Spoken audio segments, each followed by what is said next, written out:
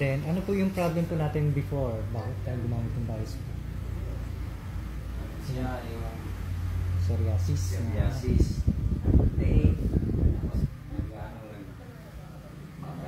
nag-gastritis. Bali, ilang taon na po yung psoriasis niyo? Ano na siguro? 10 years. Pero ano lang, maliliit lang, ito lang, December lumaki. Lumami.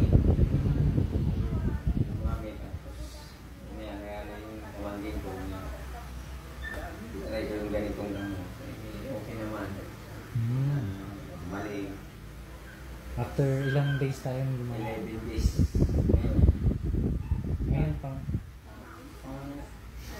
11 days lang, ano na siya. Oo, gumanda na yung ano niya. Lumipis na tapos parang ano na lang.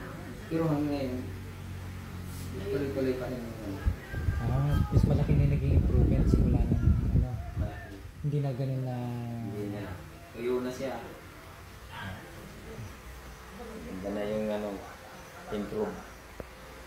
pati sa binti po natin. Ito. Yan, wala na. Halos parang peklat na lang po ang naiwan, no? Siklas na lang. Wala na yung... Nahihiya akong lumabas noon. Dahil nga parang Nangagalis case. Tapos lagi kayo naka-jacket. jacket, naka-gloves, parang ano. Para hindi makita ng tao. Kasi kala Nahihiya. iniisip kasi ng iba, baka nakakahawa o ano. Pero hindi naman na. Practice ngayon, kumusta naman na ano, okay na? Okay na.